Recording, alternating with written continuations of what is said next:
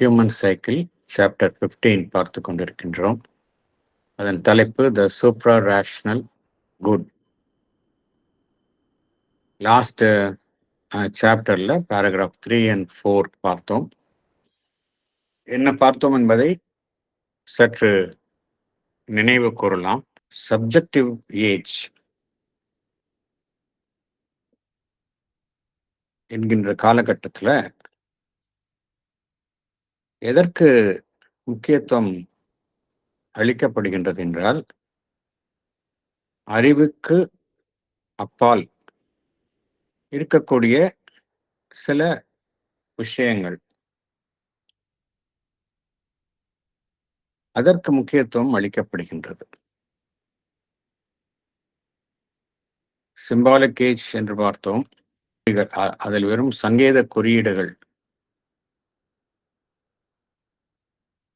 அதில் அதற்குத்தான் அங்கு முக்கியத்துவம் தரப்படுகின்றது. அதற்கு அடுத்து வரக்கூடிய அந்த கன்வென்ஷனல் ஏஜ், அதில் எல்லாமே மரபு சார்ந்த வழிபாடுகள், பழக்க வழக்கங்கள், மரபை மீறாத ஒரு கட்டமைப்பில் மனித வாழ்க்கையை அமைத்துக் கொள்ளுதல். அதில் மூன்றாவதாக வருகின்ற அந்த காலகட்டத்தில் மனிதனுடைய அறிவு மேலோங்குகின்றது, தலை தூக்குகின்றது, அனைத்தையுமே கேள்வி கேட்கின்றது. ஏற்கனவே நிறுவியுள்ள அந்த நிறுவனங்களை அது கேள்வி கேட்கின்றது. அங்கு தனிமனிதனுடைய அந்த முக்கியத்துவம் மேலோங்கி காணப்படுகின்றது. இதை பகவான் த ஏஜ் ஆஃப் ரீசன் அப்படிங்கிறார். இதையும் தாண்டி வருவதுதான் சப்ஜெக்டிவ் ஏஜ் என்பது. சப்ஜெக்டிவ் ஏஜ்ல எல்லாமே அறிவை கொண்டு எல்லா விஷயங்களையும் நாம் அதனுடைய எல்லைகளுக்குள்ளேயே நிறுத்திவிட முடியாது என்பதுதான் இந்த சப்ஜெக்டிவ் ஏஜ். நிறைய விஷயங்கள் எல்லாம் பார்த்தோம் என்றால், மனிதனுடைய அறிவு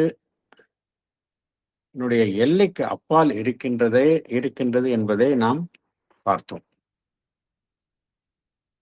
உதாரணத்திற்கு இதற்கு முந்தைய சாப்டர்ல பகவான் அழகு, சூப்ரா ரேஷனல் பியூட்டி, அழகு என்றால் என்ன? அது அதனுடைய உயர்வான நிலையில அது இறை ஆனந்தத்தை தன்னுள் கொண்டதாக இருக்கின்றது. ஆகையால் எது உண்மையான அழகு என்பதை ஒரு மனிதன் அறிய வேண்டும் என்றால், அவனுடைய அறிவை கொண்டு உண்மையான அழகை அவனால் ரசிக்க முடியாது, போற்ற முடியாது. அதே போல மதத்தினுடைய உண்மையான அந்த கோட்பாடுகளை ஒரு மனிதன் அறிவை கொண்டு எட்ட முடியாது என்பதையெல்லாம் பார்த்தோம். ஆகையினால் இதுல என்ன பார்க்கிறோம்? மீண்டும் மீண்டும் ஒரு காலகட்டத்தில் மனிதனுக்கு அறிவு என்பது அவனை வாழ்வை வழிநடத்தும் ஒரு பிரதானமான ஒரு சாதனமாக செயல்பட்டாலும், இன்னொரு காலகட்டத்தில் அதுவே ஒரு எல்லைக்குள் தான் செயல்பட முடியும். அதை தாண்டி செல்லும் பொழுதுதான் மனிதன் அவனுடைய இருப்பிற்கான உண்மையை அறிந்து கொள்ள முடியும். அதே வகையில பார்த்தோம் அப்படின்னா, எதை நாம் நன்மை என்று கூறுகின்றோமோ,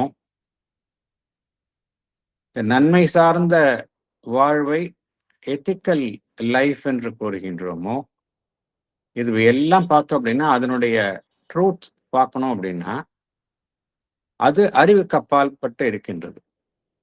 அந்த குட், நன்மை, எத்திக்ஸ், இதற்குள்ளே இருக்கக்கூடிய உண்மையை ஒரு மனிதன் அறிய வேண்டும் என்றால், அவன் அறிவை கடந்து சென்றால்தான் அந்த அதற்குள் இருக்கின்ற உண்மையை ஒரு மனிதன் அறிந்து கொள்ள முடியும். இந்த கருத்தைத்தான் பகவான்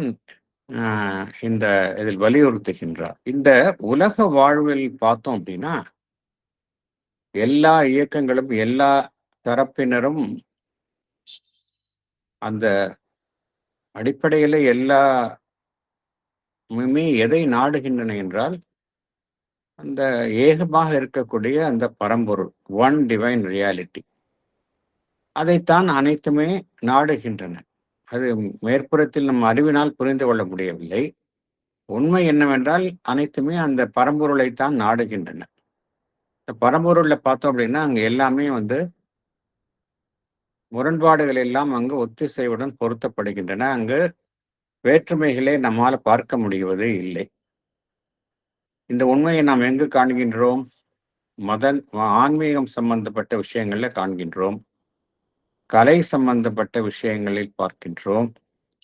அழகு சம்பந்தப்பட்ட விஷயங்கள்ல பார்க்கின்றோம்.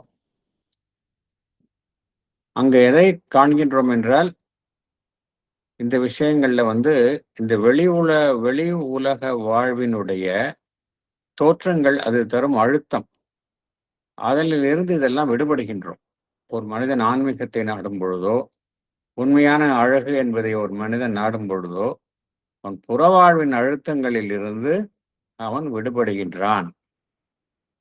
வெறும் தேவைக்கு ஏற்ப நடத்தும் வாழ்க்கை என்கின்ற ஒரு இறுகிய கட்டமைப்பிலிருந்து ஒரு மனிதன் விடுபடுகின்றான். மனிதனுடைய கணத்திற்கு கணம் அவன் வாழ்க்கை நடத்த வேண்டியுள்ள கட்டாயங்கள், அதற்காக அவன் செய்து கொள்ளும் சமரசம், இவைகளிலிருந்தெல்லாம் மனிதன் இந்த உயர் விஷயங்களை நாடி செல்லும் பொழுது விடுபடுகின்றான். என்ன காரணம் என்றால், அவனுக்கு அங்கு சற்று அவகாசம் கிடைக்கின்றது. இந்த உயர் விஷயங்களை நாடி செல்லும் பொழுது இயற்கை, அழகு, கலை, ஆன்மீகம், இந்த உயர் விஷயங்களை நாடி செல்லும் பொழுது அவனை அறியாமல் அவனுக்கு ஒரு பிரீத்திங் டைம், ஒரு அவகாசம் கிடைக்கின்றது. இந்த அவகாசத்துல என்ன செய்கின்றது, அவனால் அனைத்திற்கும் பின்னால் உள்ள அந்த மெய்மையை அவனால் ஓரளவு எட்டி பார்க்க முடிகின்றது. தற்காலிகமாக இருக்கக்கூடிய தோற்றங்களை கொண்ட, அமைப்புகளை கொண்ட வாழ்விலிருந்து அவனுடைய கவனம் திரும்புகின்றது. அல்லது தற்காலிகமான அமைப்புகளின் வழியாக அவன் நிரந்தரமான பொருளை பார்க்க கற்றுக்கொள்கின்றான். அனித்தியத்தின் வழியாக நித்தியத்தை பார்க்கக்கூடிய திறமையை அவன் அடைகின்றான். மனிதன்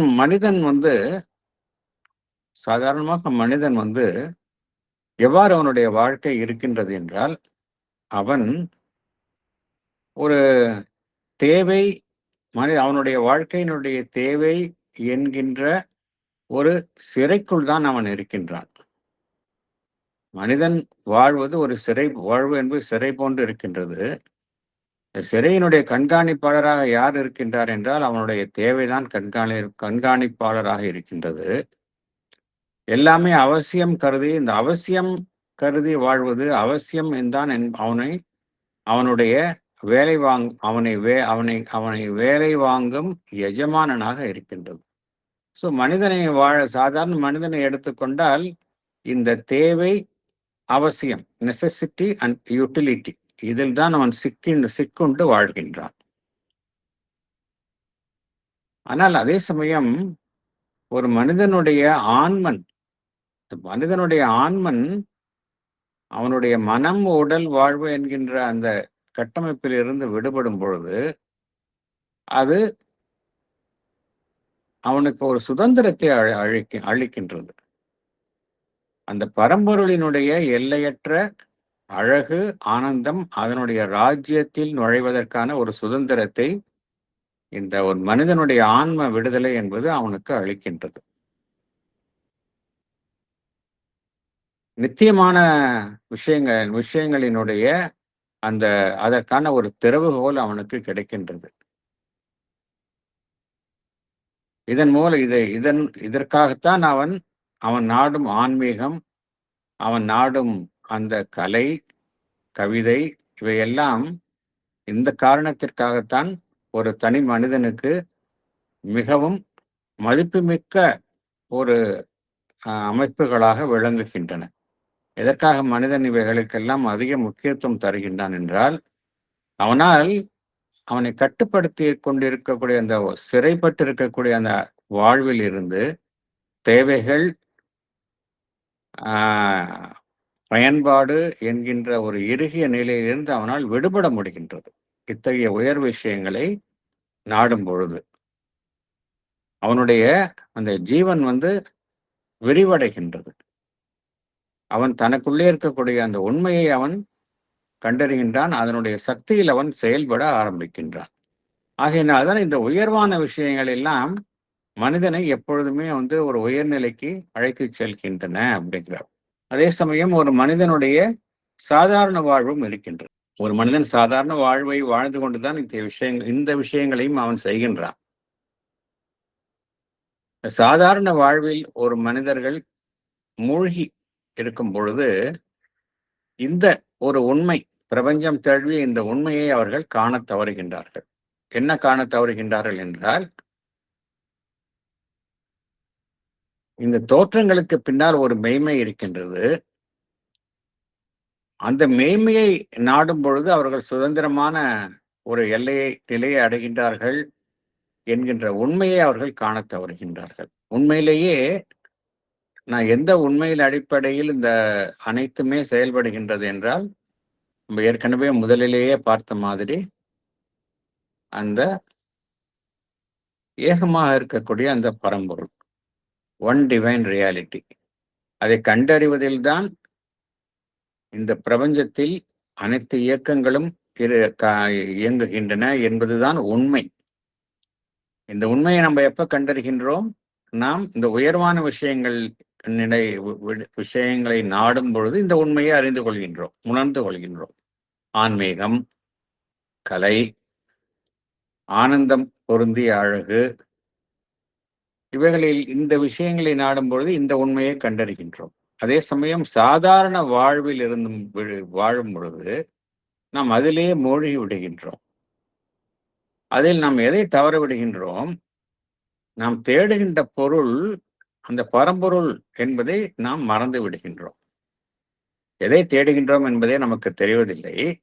ஆனால் நாம் தேடுகின்ற பொருள் அந்த பரம்பொருள் என்பதை நாம் அறிய முடிவதில்லை. நம்மளுடைய செயல்பாடு எப்படி இருக்கு அப்படின்னா, வழக்கமான செயல்பாடு எப்படி இருக்குன்னா, சாதாரண ஒரு மனிதனுடைய வாழ்வுல இந்த இறைவனை தேடுதல் என்கின்ற நோக்கத்திற்கு பொதுவாக எதிராகத்தான் அமைந்திருக்கின்றது. உண்மையிலேயே பார்த்தோம் அப்படின்னா, எதை நாம் நடைமுறை வாழ்க்கை என்று கூறுகின்றோமோ, பிராக்டிக்கல் லைஃப் என்று எதை கூறுகின்றோமோ, உண்மையிலேயே பிராக்டிக்கல் லைஃப், நடைமுறை வாழ்க்கையினுடைய பின்னணியில் எது நோக்கமாக இருந்து செயல்படுகின்றது என்றால் அந்த பரம்பொருளை நாடுதல். ஆனால் பகவான் என்ன கூறுகின்றார்? நம்முடைய செயல்முறை நம்மளுடைய வழக்கமாக நம்மளுடைய செயல்பாடு எவ்வாறு அமைந்துள்ளது என்றால், இந்த நடைமுறை உண்மைக்கு எதிராக அமைந்துள்ளது என்று குறிப்பிடுகின்றார். உண்மையிலே நடைமுறை உண்மை என்னவென்றால், அனைத்து இயக்கங்களுக்கும் பின்னால் நாம் பரம்பொருளை நாடுகின்றோம் என்பது. ஆனால் நம்முடைய செயல்பாடு எப்படி இருக்கு என்றால் அதற்கு எதிராக இருக்கின்றது என்று குறிப்பிடுகின்றார். இந்த கருத்தை நாம் ஏற்றுக்கொள்வதற்கும் தயாராக இல்லை. அதை பின்பற்றுவதற்கும் நாம் தயாராக இல்லை. ஒரு சாதாரண மனிதன் ஏன் நமக்கு இந்த கருத்தை ஏற்றுக்கொள்வதிலும் இதை பின்பற்றுவதிலும் நமக்கு சிரமம் ஏற்படுகின்றது என்றால், நாம் புறத்தேவைகள் என்கின்ற ஒரு கட்டாயத்தில் நாம் அடிமைப்பட்டு இருக்கின்றோம் என்று பகவான் குறிப்பிடுகின்றார். புறத்தேவைகள், அவுட்வர்ட் நெசசிட்டி, அதற்கு அடிமையாக இருப்பதிலேயே நாம் திருப்தி அடைந்து விடுகின்றோம் என்று பகவான் குறிப்பிடுகின்றார். நம்மளுடைய கவனம் எல்லாம் எதில் செல்கின்றது என்றால், இந்த நிர்பந்தம் எது நமக்கு உடனடியாக நம்ம எது நிர்பந்திக்கின்றதோ அதனுடைய அழுத்தத்தில் நாம் அதற்கு இணங்கி செயல்படுகின்றோம். அல்லது எவையெல்லாம் தற்காலிக தேவைகளாக இருக்கின்றதோ, அத்தியாவசியங்களாக இருக்கின்றதோ, இந்த இரண்டு விஷயங்கள் தான். எது உடனடியான உடனடியான மற்றும் தற்காலிகமான தேவைகள். இவைகள்தான் ஒரு மனிதனுடைய எண்ணம், சங்கல்பம், செயல்பாடு இவை 3ஐயும் தீர்மானிக்கின்றது. ஆகையினால இதனால நம்ம எவ்வாறு நம் வாழ்க்கை அமைந்துள்ளது என்றால், உண்மையிலேயே வாழ்க்கையின் நோக்கம் அடித்தளத்தில் அந்த பரம்பொருளை கண்டறிவது. ஆனால் நாம் இந்த விஷயங்களிலேயே நாம் சிறைப்பட்டு இருப்பதனால நம்ம அடிப்படை நோக்கத்திற்கு எதிராக நம்முடைய செயல்பாடு மனிதனுடைய சாதாரண ஒரு மனிதனுடைய வாழ்வில் அவ்வாறு தான் அமைகின்றது என்று குறிப்பிடுகின்றார். இருந்தாலும் பகவான் என்ன கூறுகின்றார்? இருந்தாலும் இறுதியில் நாம் அனைத்திற்கும் மேலான உண்மையை நாம் கண்டிப்பாக அடைவோம் அப்படிங்கிறார். இறுதியில் எந்த உண்மையை நாம் கண்டறிவோம் என்றால், பரிணாமத்துல நம்ம ஏற்றம் இறக்கம் அப்படிதான் இருக்கும் ஒரு மனிதனுடைய வாழ்வு. இறுதியிலும் ஏதோ ஒன்று நம்மை ஒரு இலக்குக்கு அழைத்து செல்கின்றது. இறுதியில் நம்ம எதை கண்டறிவோம் என்றால், நம்முடைய அன்றாட வாழ்வும் நம்முடைய சமுதாய வாழ்வும் வெவ்வேறானவை கிடையாது. அதே போல நம்முடைய அன்றாட வாழ்வும் சரி, சமுதாய வாழ்வும் சரி, எந்த விதியினால் நடத்தப்படுகின்றதோ, வழிநடத்தப்படுகின்றதோ, அந்த விதி நம்முடைய அகம், உளம் சார்ந்த விதி, அதிலிருந்து வேறுபட்டது இல்லை என்பதை நாம் உணர்கின்றோம் அப்படிங்கிறார். என்ன உண்மை என்றால், ஏதோ ஒரு விதிதான் நம்மளுடைய உள்ஜீவனையும் நாம் சார்ந்துள்ள ஒரு லட்சியத்தையும் அந்த விதிதான் வழிநடத்தி கொண்டு வருகின்றது. அதே விதிதான் நம்முடைய புறவாழ்வையும் வழிநடத்துகின்றது. எந்த விதி நம்முடைய அகவாழ்வை வழிநடத்துகின்றதோ, அதே விதிதான் நம்முடைய புறவாழ்வையும் வழிநடத்துகின்றது என்கின்ற உண்மையை நாம் இறுதியில் அறிந்து கொள்வோம் என்று பகவான் குறிப்பிடுகின்றார்.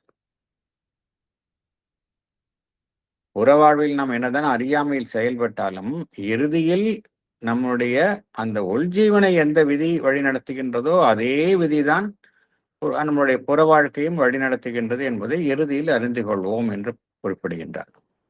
மேலும் பகவான் என்ன கூறுகின்றார்? வாழ்வில் நமக்கு சவால்களை நாம் எதிர்கொண்ட வண்ணம் தான் நாம் வாழ்வில் இருக்கின்றோம். ஒருவர் எவ்வாறு தான் எதிர்கொள்ளும் சவால்களை பார்க்க கற்றுக்கொள்ள வேண்டும் என்றால், நம்முடைய அந்த உயர் ஜீவன், ஹையஸ்ட் செல்ஃப், அதனை கண்டறியவும், அதை நம்மின் மூலமாக வெளிப்படுத்துவதற்கும் அதற்கான ஒரு வழியாகத்தான் நம்முடைய வாழ்வினுடைய அந்த சவால்களை நாம் பார்க்க கற்றுக்கொள்ள வேண்டும் என்று குறிப்பிடுகின்றார். நம்முள் ஒரு உயர் ஜீவன் இருக்கின்றது, ஹையஸ்ட் செல்ஃப் இருக்கின்றது.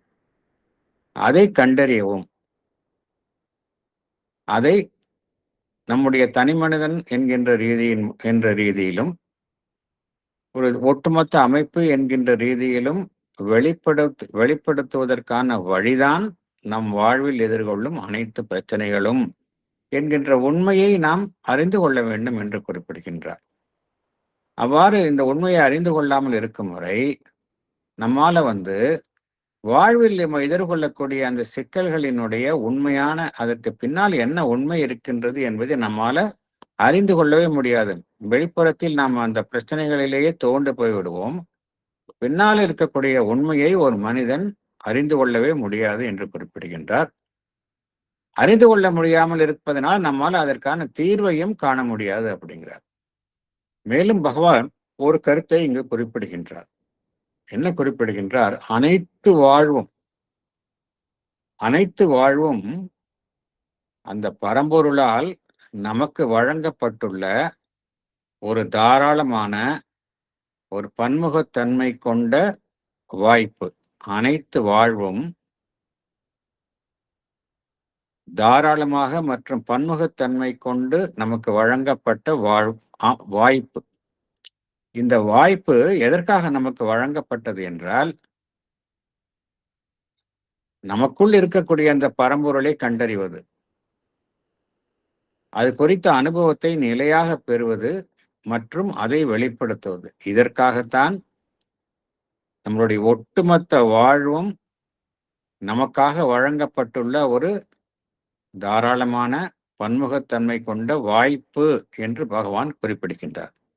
இதைத்தான் பகவான் இறுதியான ஒரு கருத்தாக குறிப்பிடுகின்றார். இந்த போன பேராகிராஃப்ல, all life is only a lavish and manifold opportunity given us to discover, realize, express the divine என்று குறிப்பிடுகின்றார். இது ஆல் லைஃப் இஸ் யோகா என்று கூறுகின்றோம் நம்முடைய பூரண யோகத்துல. அதை ஒட்டிய கருத்தைத்தான் இங்கேயும் பகவான் குறிப்பிடுகின்றார். இப்ப அடுத்தது நம்ம அந்த எத்திக்ஸ்னா என்ன, குட் அப்படிங்கிறது அதை ஒட்டி வரக்கூடிய எத்திக்ஸ், தார்மீக நெறி என்றால் என்ன, இந்த தார்மீக நெறி என்பது எது உண்மையான தார்மீக நெறி, அதைத்தான் பகவான் இங்க குறிப்பிடுகின்றார். எது உண்மையான தார்மீக நெறி? தார்மீக நெறி என்றால் நாம் சில டூஸ் அண்ட் டோன்ட்ஸ், இதை செய்யணும் இதை செய்யக்கூடாதுன்னு நம்ம வரைய விதிகளை அமைத்து கொண்டு அந்த விதிகளின்படி வாழ்வதுதான் தார்மீக வாழ்வு என்று நாம் கூறுகின்றோம். உண்மையிலே அதுதான் தார்மீக வாழ்வா, இல்லை எது தார்மீக வாழ்வு? அதைத்தான் பகவான் குறிப்பிடுகின்றார். பேராகிராஃப் 5 அதற்கு உள்ளே செல்லலாம். The Human Cycle, Chapter 15, The Supra-Rational Good, Paragraph 5. It is in our ethical being that this truest truth of practical life, its real and highest practicality, becomes most readily apparent. It is true that the rational man has tried to reduce the ethical life, like all the rest, to a matter of reason, to determine its nature, its law, its practical action, by some principle of reason, by some law of reason. He has never really succeeded, and he never can really succeed. His appearances of success are mere pretenses of the intellect building elegant and empty constructions with words and ideas, mere conventions of logic and vamped syntheses. In some, pretentious failures which break down at the first strenuous touch of reality. Such was that extraordinary system of utilitarian ethics discovered in the 19th century, the great century of science and reason and utility, by one of its most positive and systematic minds, and now deservedly discredited. Thank you. Salient points. It is in our ethical being that this truest truth of practical life, its real and highest practicality, becomes most readily apparent. It is true that the rational man has tried to reduce the ethical life, like all the rest, to a matter of reason and to determine its nature by some principle of reason. He has never really succeeded, and he never can really succeed in doing so. His appearances of success are mere pretenses of the intellect.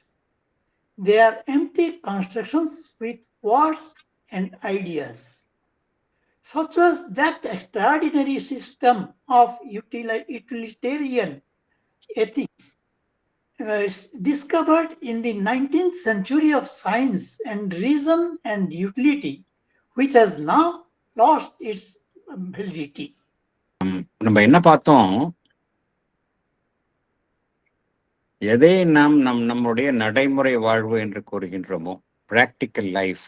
அதன் மூலம் நம்முடைய செயல்பாடு எவ்வாறு அமைகின்றது என்றால், எல்லாவற்றிற்கும் பின்னால் ஒன்றுதான் நோக்கமாக இருக்கின்றது, அந்த ஒன் டிவைன் ரியாலிட்டி. அதை அடைதல் என்பதுதான் அனைத்து செயல்பாடுகளினுடைய நோக்கமாக இருக்கின்றது என்பதுதான் உண்மை.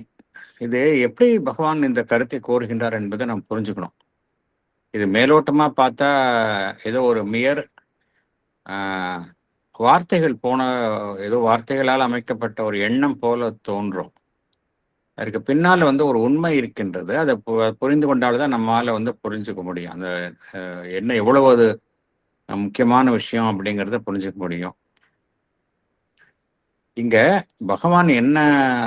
பகவானினுடைய அந்த கண்டறிந்த ஆன்மீக உண்மை என்னவென்றால், இந்த உலகம் என்பது பரம்பொருளினுடைய வெளிப்பாடு. அது ஒரு தற்செயலான விபத்து அல்ல. It is a willed manifestation of the divine.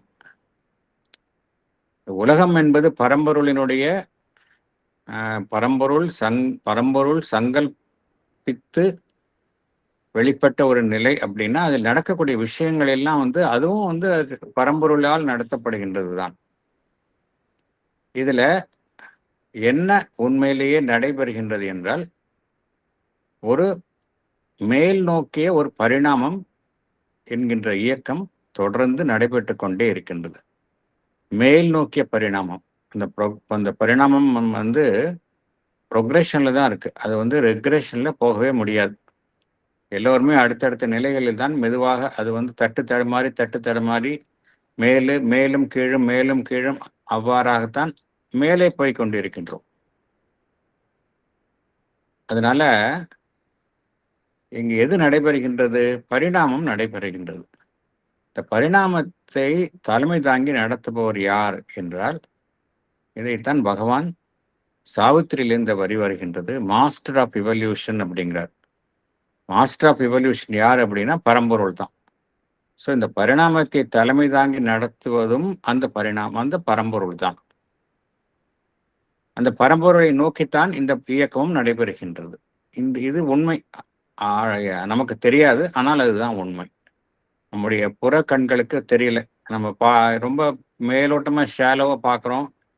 எல்லாமே புறத்தில் நமக்கு எதிரான விஷயங்களாகத்தான் காணப்படுகின்றது. நம்ம பார்த்தோம் இல்லையா, பகவான் எதையெல்லாம் ப்ராக்டிக்கல் ரீசன்னா அதுதான். இந்த செய்யறதெல்லாம் அதுக்கு ஆப்போசிட்டா இருக்குங்கிறத பார்த்தோம். அதனால என்ன இருக்கு? எதை நாம் ப்ராக்டிக்கல் லைஃப் சொல்றோமோ, அந்த நடைமுறை வாழ்வு என்று சொல்கின்றோமோ, அந்த நடைமுறை வாழ்வு தான் நம்மை அந்த உயர் உண்மையை நோக்கி அழைத்து செல்கின்றது. எதை நாம் ப்ராக்டிக்கல் லைஃப் என்று கூறுகின்றோமோ, அதே ப்ராக்டிக்கல் லைஃப் தான் எந்த இலக்கை நோக்கி நம்ம அனைவரையும், உலகத்தில் உள்ள அனைத்தையும் அழைத்து செல்கின்றது என்றால், அந்த உயர்வான உண்மையை நோக்கி அழைத்து செல்கின்றது. இந்த உண்மையை எது அறிந்து வைத்திருக்கின்றது? இந்த உண்மையை நம்முடைய புறமனது அறிந்து வைத்திருக்கவில்லை. இந்த உண்மையை எது அறிந்து வைத்திருக்கின்றது அப்படின்னா, பகவான் என்ன கூறுகின்றார்? நமக்குள்ள இருக்கக்கூடிய அந்த ethical being. It is in our ethical being that this truest truth of practical life. The truest truth of practical லைஃப்னு சொல்றாரு இல்லையா பகவான், அதுதான் நம்ம சொல்றது.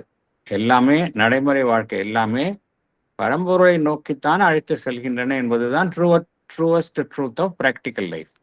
நம்முடைய அந்த தார்மீகம் சார்ந்த அந்த உள்ஜீவன், எத்திக்கல் பீயிங், அங்குதான் இந்த உண்மை காணப்படுகின்றது. It's real and highest practicality. எங்கு நமக்கு வெளிப்பட்டு காணப்படுகின்றது? நமக்குள்ள இருக்கக்கூடிய எத்திக்கல் பீயிங்ல. It's real and highest practicality becomes most readily apparent. ஆனால் இந்த விஷயம் நமக்கு உள்ளதான் இருக்கு. புறத்துல மனிதனுக்கு எது மேலோங்கி செயல்படுது? அவனுடைய உடல், மனம், பிராணமயம். அதுவும் மனம் பார்த்தோம் அப்படின்னா அறிவு தான் மனிதனுக்கு மனிதன் அப்படிங்கிற வந்த உடனேயே அவனுடைய அறிவு பிரதானமான ஒரு அமைப்பாக அவனை வழி நடத்துகின்றது.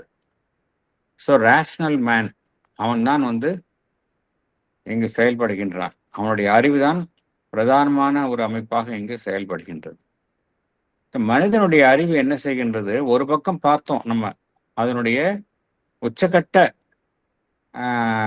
சாதனையை நம்ம எல்லாம் பார்த்தோம். மனிதனுடைய அறிவை வந்து நாம் புறந்தள்ளவே முடியாது என்கின்ற கருத்தையும் பகவான் ஒரு 2 சாப்டருக்கு முன்னாடி கூறியிருந்தார்.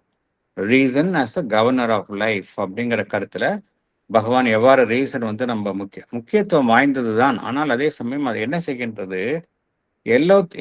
அனைத்தையுமே அது தன்னுடைய ஒரு பரிமாணத்திற்குள் கொண்டு வருகின்றது. எல்லாத்தையும் அது it reduces everything to the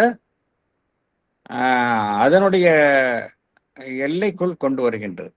ஏன்னா எல்லா விஷயமும் அது அறிவினுடைய எல்லைக்கு வந்து கட்டுப்படாது. ஆனால் என்ன செய்கின்றது?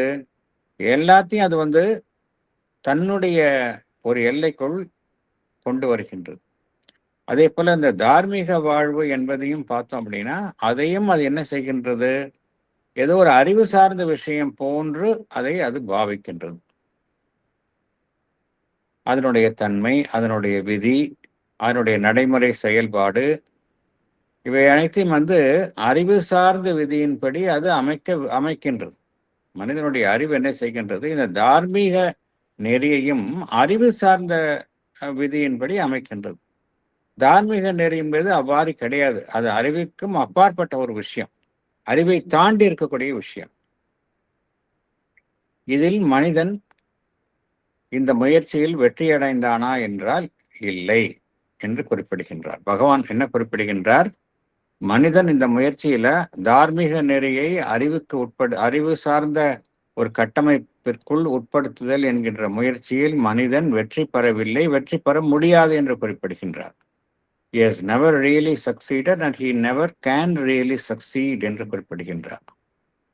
அவ்வாறு வெற்றி பெற்றுள்ளோம் என்று ஒரு மனிதன் நினைத்தாலும் கூட அவை எல்லாம் வந்து ஒரு போலியான ஒரு தோற்றங்கள் தான். எதை வெற்றி என்று கூறுகின்றோமோ அதுவும் ஒரு போலியான தோற்றங்கள் தான். நம்முடைய அறிவினால் கட்டமைக்கப்பட்டுள்ள ஒரு போலியான தோற்றங்கள் தான் என்று குறிப்பிடுகின்றார். எல்லாமே வந்து அதுக்குள்ள விஷயம் கிடையாது, ஒன்றும் அதுக்குள்ள சப்ஸ்டன்ஸ் கிடையாது. எம்டி கன்ஸ்ட்ரக்ஷன்ஸ், வெறும் வார்த்தைகள், எண்ணங்கள், வெறும் நம்மளுடைய தர்க்க ரீதியான அந்த மரபுகள், இதை வைத்துக்கொண்டு நாம் என்ன செய்கின்றோம்? தார்மீக நெறியையும் நாம் அறிவு சார்ந்த ஒரு எல்லைக்குள் நாம் கொண்டு வந்து விட்டோம் என்று நாம் கூறிக்கொள்கின்றோம். அது முடியாது என்று குறிப்பிடுகின்றார். எல்லாம் வந்து தோல்வி அடைந்து விடும் அப்படிங்கிறார். உண்மை என்கின்ற அதனுடைய ஒரு தீண்டுதல் ஏற்படும் பொழுது எது உண்மையோ, எது வந்து ரியாலிட்டியோ, மெய்மையோ, அதனுடைய தொடுதல் அப்படின்னு வந்துவிட்டால் அது எல்லாம் வந்து உடைந்து போய்விடும் என்று குறிப்பிடுகின்றார். இப்போ இது வந்து நடைமுறையில் எப்படி பார்க்கலாம் அப்படின்னா, இப்போ பல்வேறு நூற்றாண்டுகள், பல்வேறு காலகட்டங்களில் சமுதாயத்தில் பல்வேறு தார்மீக நெறிகள் வந்து கோட்பாடுகள் அமைக்கப்படுகின்றன, அறிவின் துணை கொண்டு அமைக்கப்படுகின்றன. நம்ம பார்க்கலாம். நம்முடைய வாழ்விலேயே நம்ம வந்து சிறுவர்களாக இருந்திருப்போம், நடுத்தர வயது இருந்திருப்போம், அப்புறம் அதை தாண்டிய வயதிலையும் இருக்கின்றோம்.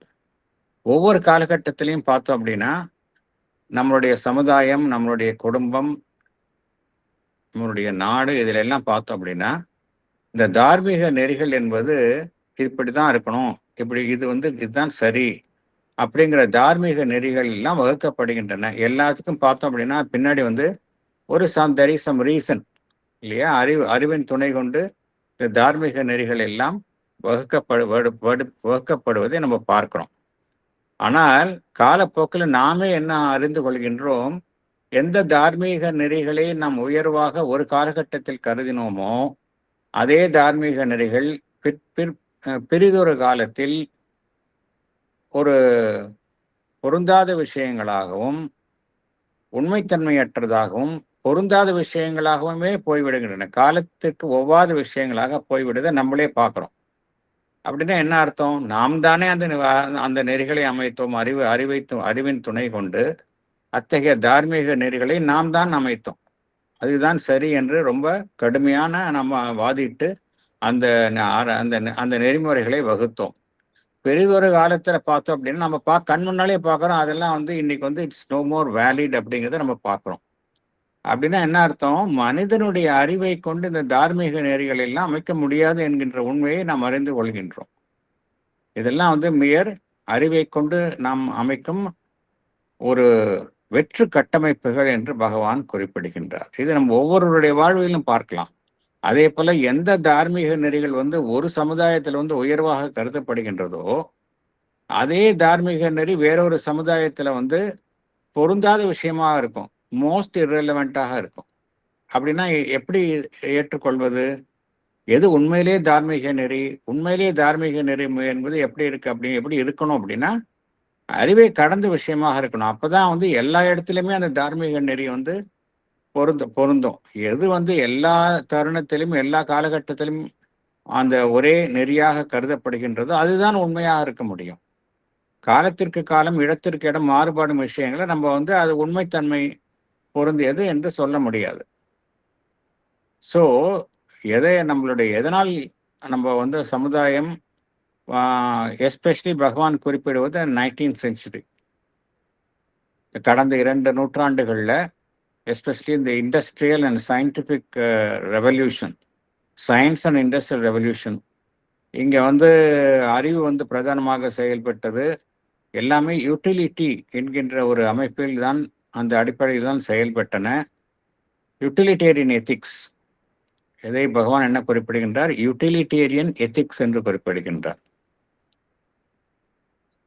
இந்த யூட்டிலிட்டேரியன் எத்திக்ஸ் தான் வந்து மேலோங்கி யூட்டிலிட்டேரியன் எத்திக்ஸ் என்ன அர்த்தம்? எத்திக்ஸ் என்பது உண்மை என்பது உண்மைத்தன்மை, உண்மை என்பது truth for not truth sake, good for not good sake, but for the sake of utility. அப்படிதானே?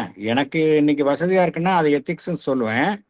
எனக்கு அந்த ஒரு விஷயம் வசதிப்படலை அப்படின்னா அது எத்திக்ஸ் இல்லைன்றவேன். அதுதான் யூட்டிலிட்டேரியன் எத்திக்ஸ். அத்தகைய ஒரு நெறிமுறைகளைத்தான் கடந்த 2 நூற்றாண்டுகளாக உலக சமுதாயம் தோற்றுவித்தது அப்படிங்கிறார். இப்போ வந்து பகவான் சொல்லக்கூடிய காலகட்டத்திலேயே சொல்றார். காலகட்டத்திலேயே அது வந்து தன்னுடைய இட் லாஸ்ட் இட்ஸ் வெலிடிட்டி. பகவான் சொல்லக்கூடிய காலகட்டத்திலே சொல்றார், இதெல்லாம் வந்து தற்பொழுது வந்து எதை வந்து மேலோங்கிய விஷயங்களாக காணப்பட்டதோ அவையெல்லாம் காலப்போக்கில் வந்து அதெல்லாம் வந்து புறந்தள்ளப்பட்டன அப்படிங்கிறார். நவ் டிசர்வட்லி டிஸ்கிரெடிட்டட். அதை பொருத்தமான முறையில் அவையெல்லாம் புறந்தள்ளப்பட்டன, நம்பகத்தன்மையை இழந்தன அப்படிங்கிறார். அதனால் என்ன அடிப்படை உண்மையை பகவான் குறிப்பிடுகின்றார் என்றால், இந்த எத்திக்ஸ் என்பது நடைமுறை தேவை என்பதை ஒட்டியோ, மனிதனுடைய அறிவு எதை தார்மீக நெறி என்று நிர்ணயிக்கின்றதோ அதன்படியில் அமைத்துக் கொள்ள முடியாது அப்படிங்கிறார். நமக்குள்ள இருக்கக்கூடிய அந்த எத்திக்கல் பீயிங் அதுக்குத்தான் தெரியுமே ஒழிய, அது எத்திக்கல் பீயிங்னா நம்மளுடைய இன்மோஸ்ட் பீயிங், அதுக்குத்தான் தெரியும் எது தப்பு எது சரிங்கிறது தெரியுமே ஒழிய, அறிவை சார்ந்து செயல்படும் புறமனம், அது அமைக்கப்பட்ட விதிகள், அதன்படி ஒருவருடைய தார்மீக வாழ்வை அமைத்துக் கொள்ள முடியாது அப்படிங்கிறார். Happily, we need now only smile at its shallow, pretentious errors, its substitution of a practical, outward, and occasional test for the inner, subjective, and absolute motive of ethics, its reduction of ethical action to an impossibly scientific and quite impracticable jugglery of moral mathematics, attractive enough to the reasoning and logical mind, quite false and alien to the whole instinct and intuition of the ethical being. Equally false and impracticable are other attempts of the reason to account for and regulate its principle and phenomena. The hedonistic theory, which refers all virtue to the pleasure and satisfaction of the mind in good, or the sociological, which supposes ethics to be no more than a system of formulas of conduct generated from the social sense and a ruled direction, of the social impulses and would regulate its action by that insufficient standard. The ethical being escapes from all these formulas. It is a law to itself and finds its principle in its own eternal nature, which is not in its essential character a growth of evolving mind, even though it may seem to be that in its earthly history, but a light from the ideal, a reflection in man of the divine. Salient point. Happily, we can now ignore its shallow, pretentious errors, its substitution of a practical, outward, and occasional test for the inner, subjective, and absolute motive of ethics. We can ignore its reduction of ethical action to an impossibly scientific and quite impracticable jugglery of moral mathematics. It may be attractive enough to the reasoning and logical mind, but quite false and alien to the whole instinct and intuition of the ethical being. Equally, false and impracticable are other attempts of the reason to account for and regulate its principle and phenomena. It's a hedonistic theory which refers all virtue to the pleasure and the satisfaction of the mind in good. Is Buddha, sir. Mind is To the pleasure and satisfaction of the mind in good. mind in good. Or it's a sociological theory which supposes ethics to be no more than a system of formulas of conduct generated from the social sense and a ruled direction of the social impulses.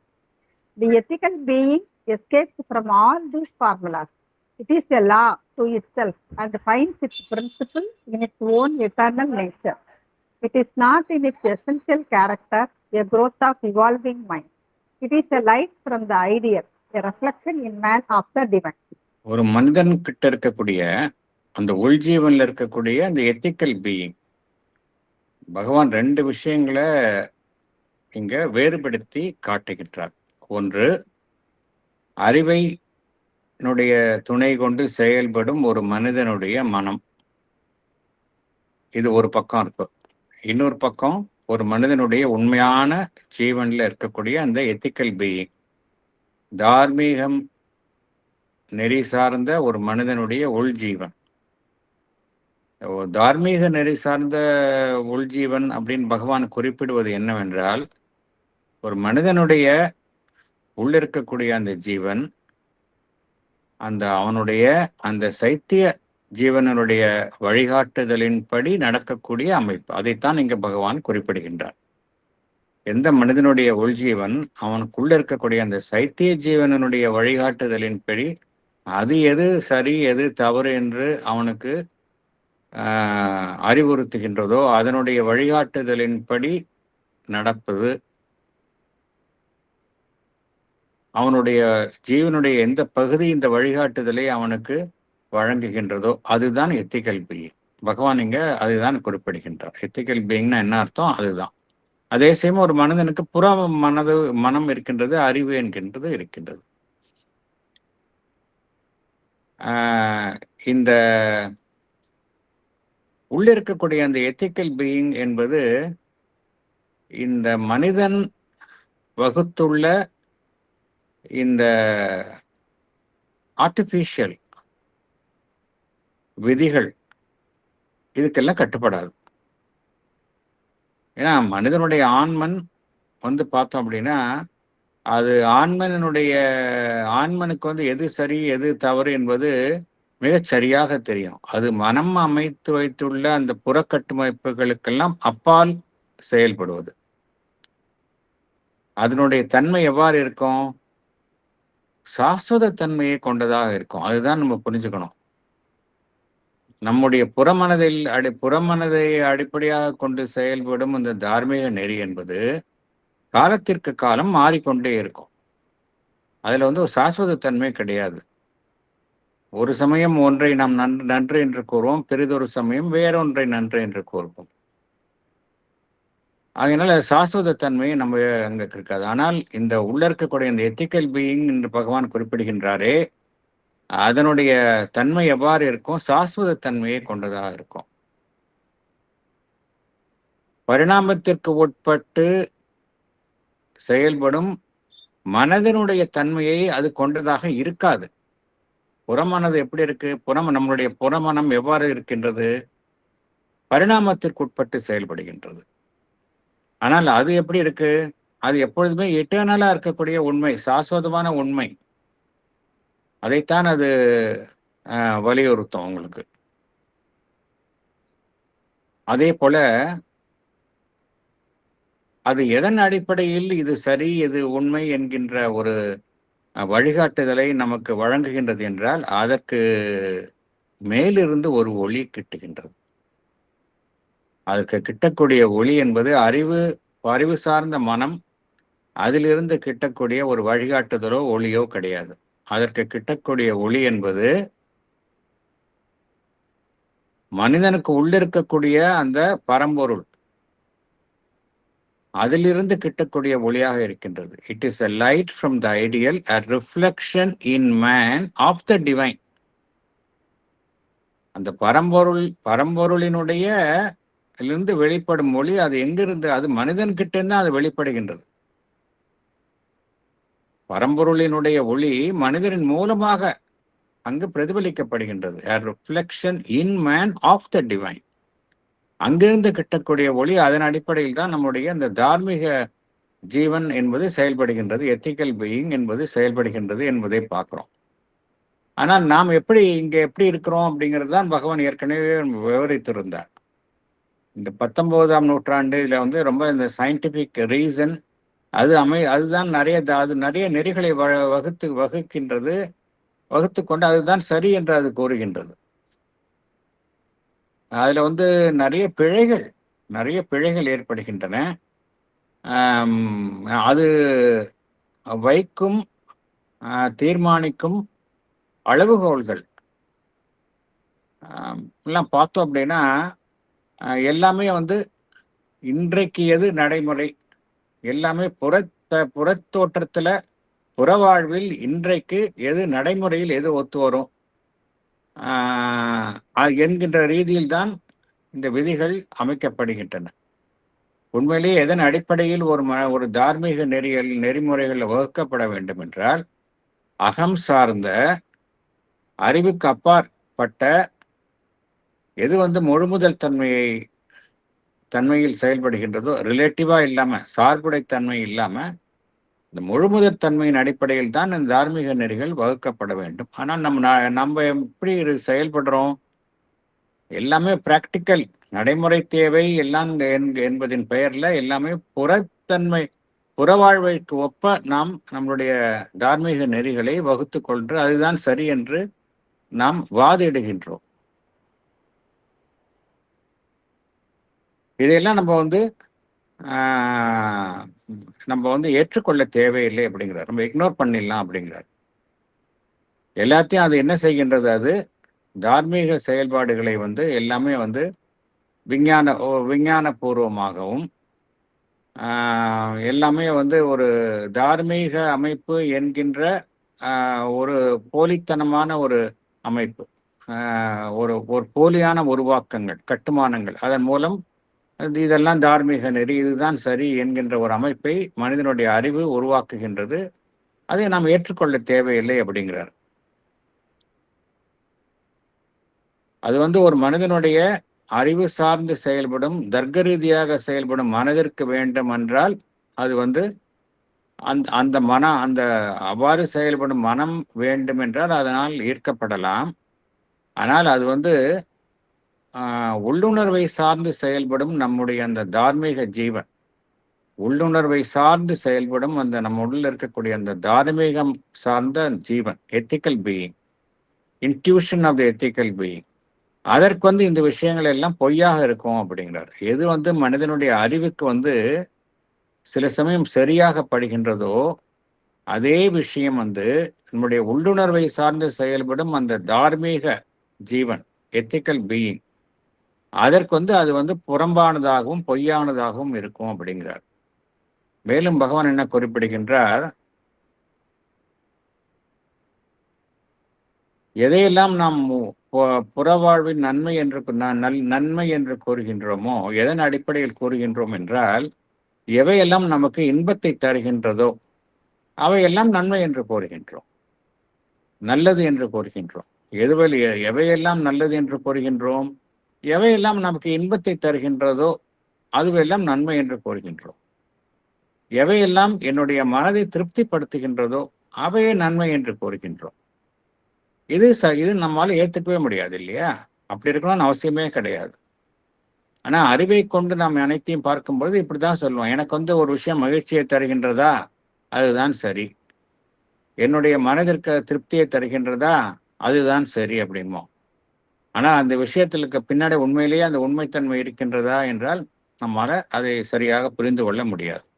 அப்புறம் சமுதாய நெறியின் அடிப்படையில நம்ம என்ன செய்கின்றோம், சமுதாயத்தை சார்ந்த சில விதிகளை நாம் அமைக்கின்றோம். ஒரு சமுதாயத்தை எடுத்துக்கிறோம், இந்த சமுதாயத்துல இப்படிதான் இருக்கணும், இந்த சமுதாயத்துல இந்த ஒரு உட்பிரிவில் இருந்தோம் அப்படின்னா 1 2 3 4 இதெல்லாம் ஃபாலோ பண்ணணும், இதெல்லாம் ஃபாலோ பண்ணாதான் இந்த சமுதாயத்தை சேர்ந்தவர், இந்த சமுதாயத்தில் நாம் இருப்பதற்கு சரி, இதுதான் இந்த சமுதாயத்தில் வகுக்கப்பட்டது, இதை யாரும் மீறக்கூடாது என்று நாம் நிறைய விதிமுறைகளை அமைத்துக் கொள்கின்றோம். இதுதான் சோசியலாஜிக்கல் தியரி அப்படிங்கிறார். அதுல என்ன பண்றோம், நம்ம சிஸ்டம்ஸ் எல்லாமே ஒரு சிஸ்டம்ஸ் தான் பண்றோம், ஒரு systems of formulas of contact. இது எதன் அடிப்படையில் அமைகின்றது, ஒரு சோஷியல் சென்ஸ், ஒரு சோஷியல் இம்பல்சஸ், சமுதாயம் சார்ந்த ஒரு உணர்வு, சமுதாயம் சார்ந்த அந்த உளத்தூண்டல், இதன் அடிப்படையில் நம்ம சில ஃபார்முலாஸ் இப்படிலாம் இருக்கணும். நம்ம நிறைய சமுதாயத்துல பார்த்தோம் அப்படின்னா நிறைய சமுதாயம் ஒரு சொசைட்டின்னு எடுத்துக்கிட்டா நிறைய விஷயங்களை அவங்க பொதுவாக வச்சிருக்கிறாங்க, அதையெல்லாம் நம்ம வயலேட் பண்ணோம் அப்படின்னா அவங்க ஏத்துக்க மாட்டேங்கிறாங்க. அதை எதையும் அவர்கள் தீர்மானிக்கின்றார்களோ, விதிகள் என்று தீர்மானிக்கின்றார்களோ அவர்கள் அதைத்தான் தார்மீக நெறி என்று கூறுகின்றார்கள்.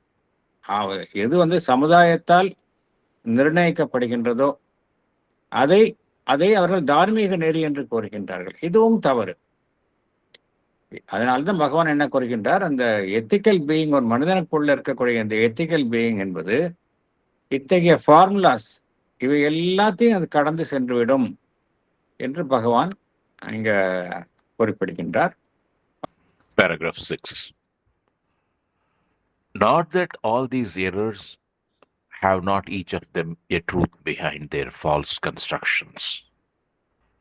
For all errors of the human reason are false representations, a wrong building, effective misconstructions of the truth are of a side or a part of the truth. Utility is a fundamental principle of existence, and all fundamental principles of existence are in the end one.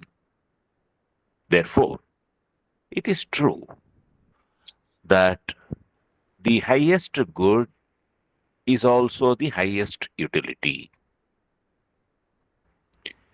It is true also that not any balance of the greatest good of the greatest number, but simply the good of others, and most widely the good of all, is one ideal aim of our outgoing ethical practice.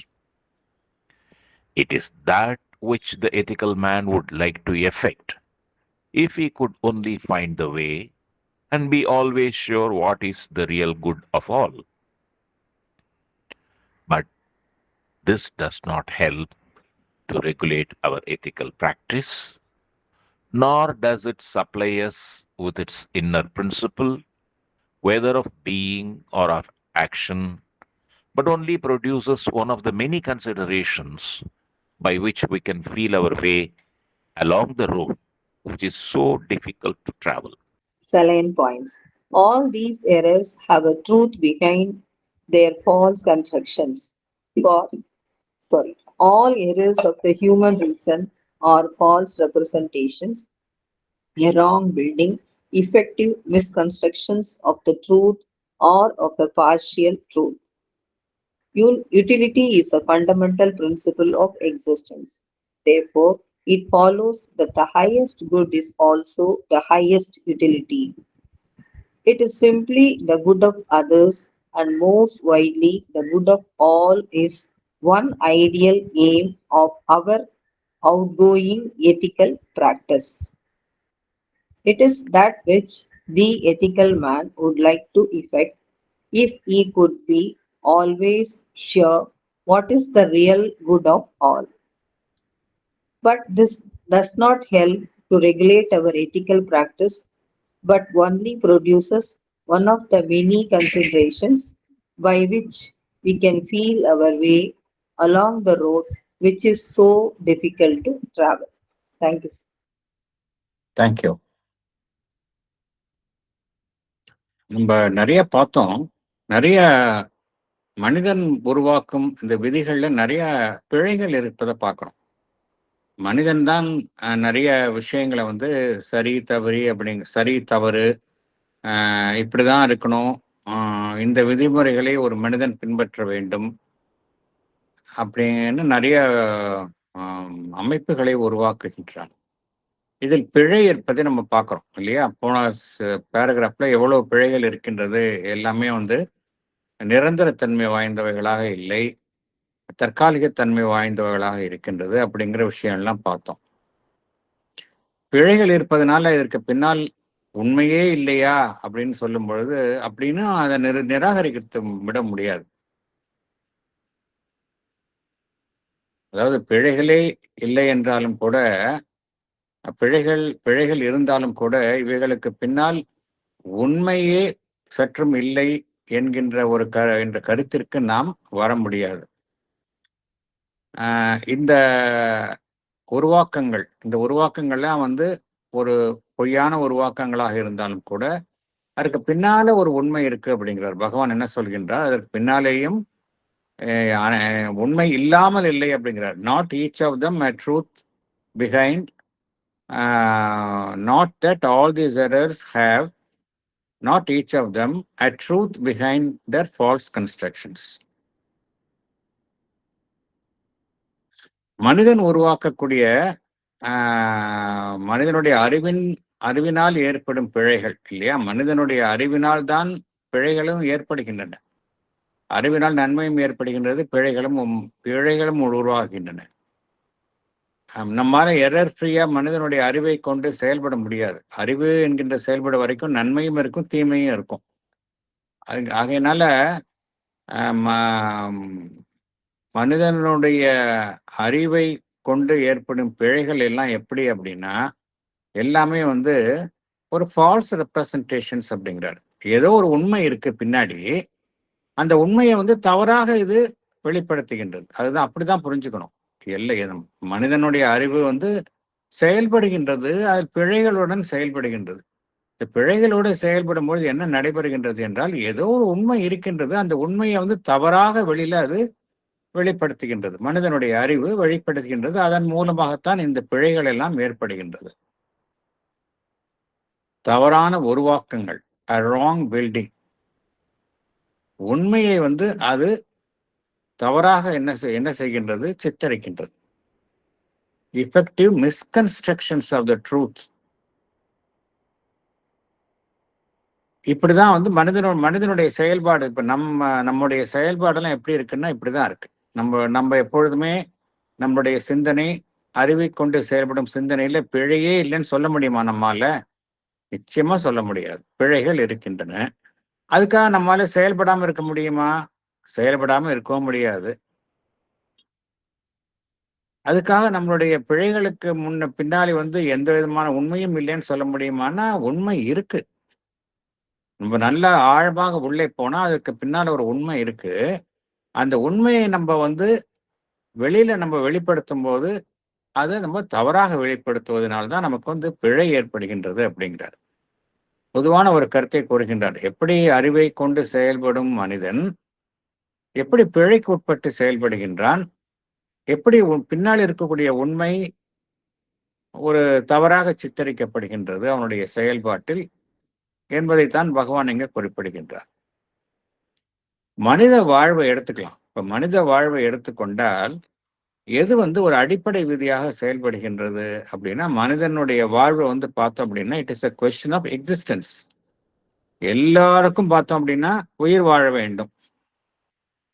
அதுதான் அடிப்படை உந்துதல் எதா இருக்கு. It is a question of existence.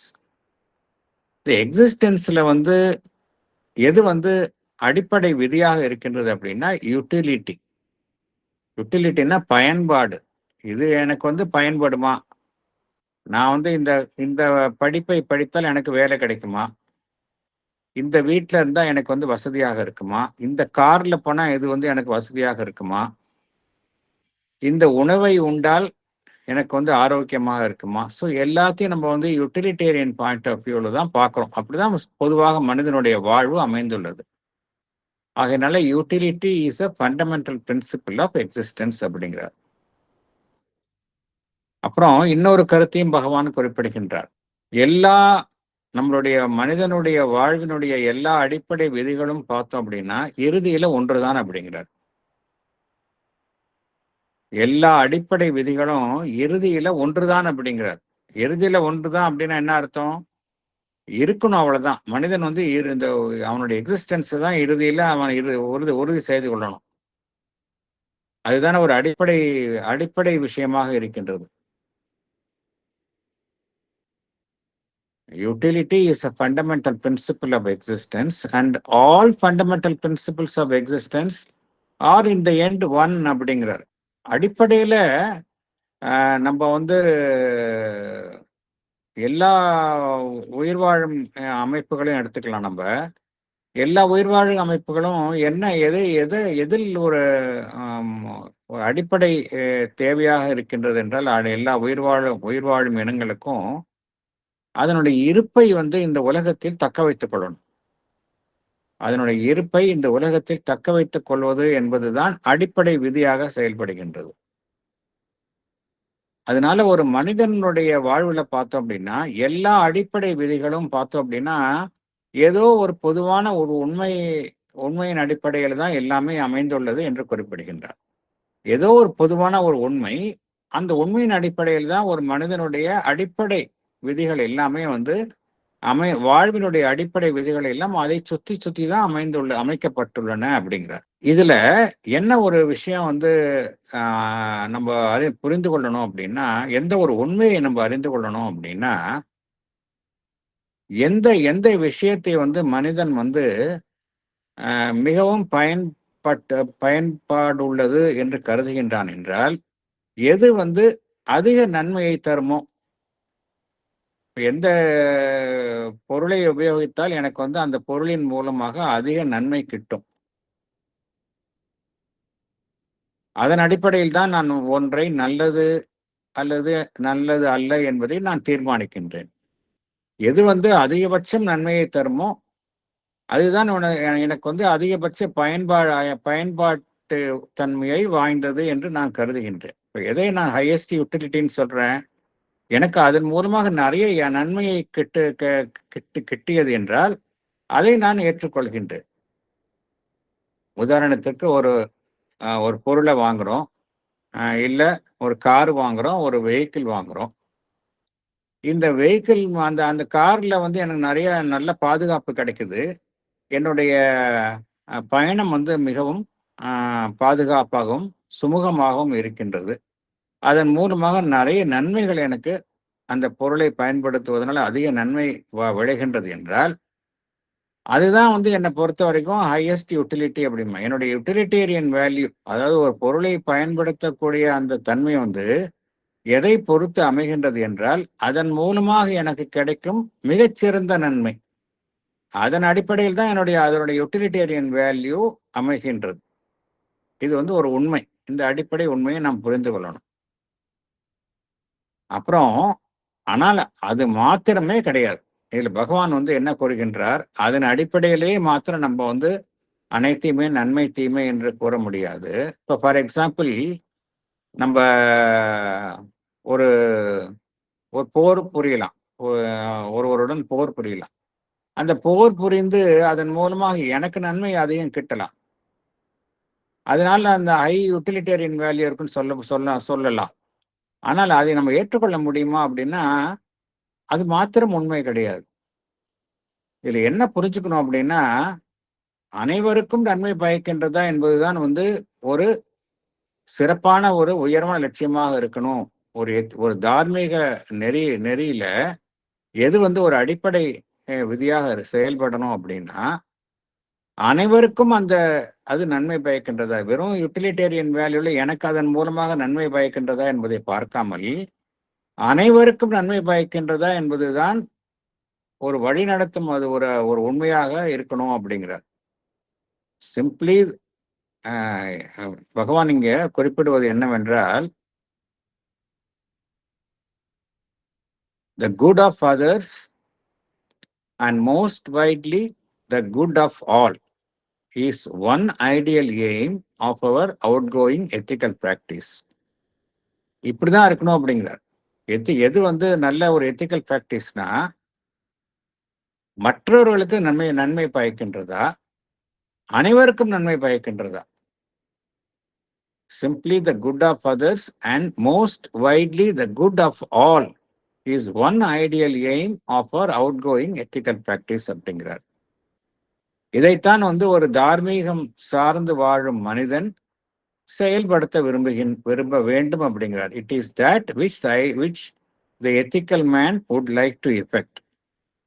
ஆனால் இதில் செயல்படுத்துவதில் என்ன அப்படின்னா, அவனுக்கு வந்து வழி தெரிஞ்சாதான் இதை செயல்படுத்த முடியும் அப்படிங்கிறார். இதை எப்படி செயல்படுத்த முடியும், ஒரு மனிதன் சிறப்பாக செயல்படுத்த முடியும் என்றால், அதற்கான வழியை வந்து, அதாவது அனைவருக்கும் நன்மையை பயக்கின்றதா என்பதற்கான ஒரு வழியை வந்து அவன் அறிந்திருந்தால்தான் இதை செயல்படுத்த முடியும். அதுல நிச்சயத்தன்மையுடன் அவன் அறிய வேணும், அது உண்மையிலேயே அனைவருக்கும் நன்மை பயக்குமா அப்படிங்கிற வழியை அவன் அறிந்திருக்கும் பட்சத்துல இதை அவன் செயல்படுத்த முடியும். ஆனால் இதுவும் பத்தாது என்று பகவான் குறிப்பிடுகின்றார். நம்முடைய தார்மீக நெறி சார்ந்த அந்த செயல்முறையில் இது போதாது என்று பகவான் குறிப்பிடுகின்றார். என்ன காரணம் என்றால், இது வந்து ஒரு உள்ளுணர்வை சார்ந்த ஒரு விதி. அதாவது நம்ம வழி நடத்தப்படணும் அப்படின்னா, மற்றவர்களுக்கு நன்மை பயக்கின்றதா, அனைவருக்கும் நன்மை பயக்கின்றதா என்பதையும் கவனத்தில் கொள்ளணும்.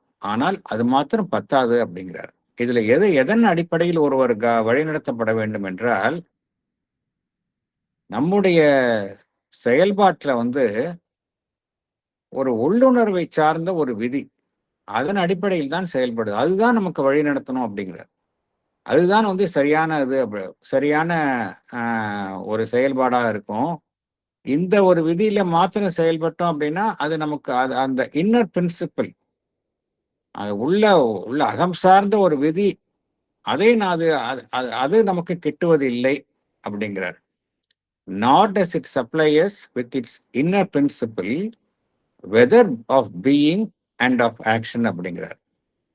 இந்த அனைவருக்கும் நன்மை பயக்கின்றதா அப்படிங்கிற ஒரு நோக்கம் வந்து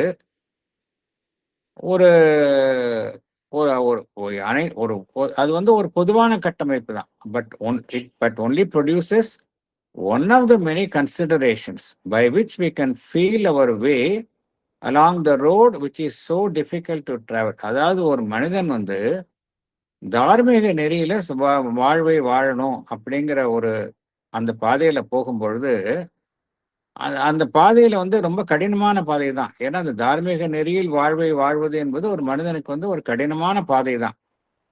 அவ்வாறு அந்த கடினமான பாதையில போகும்பொழுது, அனைவருக்கும் நாம் செய்யக்கூடிய வேலை வந்து அனைவருக்கும் நன்மை பயக்கின்றதா, அது வந்து ஏற்றுக்கொள்ளலாம், அதுல தப்பு கிடையாது. அது வந்து ஒரு பொதுவான விதியாக எடுத்துக்கொள்ளலாம். ஆனால் அது மாத்திரம் போதாது அப்படிங்கிறார். ஏன்னா நமக்கு அகத்தில் இருந்து வழிகாட்டும் அந்த விதி, அது வந்து இதுல கிடைக்கிறது இல்லை. வெறும் புறத்தில் தான் நம்ம பார்க்குறோம். அனைவருக்கும் நன்மை பயக்கின்றதா நம்ம பார்க்கக்கூடிய செய்யக்கூடிய விஷயம் அப்படிங்கிறது ஒரு மேலோட்டமான விஷயம்தான். அதையும் தாண்டி செயல்படக்கூடிய அந்த அகம் சார்ந்த விதி, அது நமக்கு இந்த முறையில் கிட்டுவது இல்லை அப்படிங்கிறார். இது பல்வேறு வழிகள். இந்த தார்மீக நெறியை பின்பற்றுவதற்கான பல்வேறு வழிகளில் இதுவும் ஒன்றுதான் என்று பகவான் குறிப்பிடுகின்றார். நம்ம அடுத்த போர்ஷன் நம்ம அடுத்த செஷன்ல வச்சுக்கலாமா? ஏன்னா அது நிறைய ரொம்ப லாங் போர்ஷன் அது. அதனால நம்ம வில் கண்டினியூ இந்த நெக்ஸ்ட் செஷன். அந்த அடுத்த போர்ஷனே பார்த்தோம் அப்படின்னா நிறைய பாயிண்ட்ஸ், நிறைய ஒரு முக்கியமான கருத்துக்கள்லாம் இருக்கு. அதை நம்ம ஆழ்ந்து நம்ம உள்ள வாங்கணும். நம்ம அவசரத்தில் அதை படிக்க வேண்டாம். அது நிறைய கீதாலேருந்துலாம் பகவான் கீதாலேருந்து கோட் பண்றாரு. நம்ம நல்ல ஆழமாக நம்ம கருத்தூன்றி படிக்க வேண்டிய அந்த போர்ஷன் நம்ம நெக்ஸ்ட் செஷன்ல வைத்துக் கொள்ளலாம்.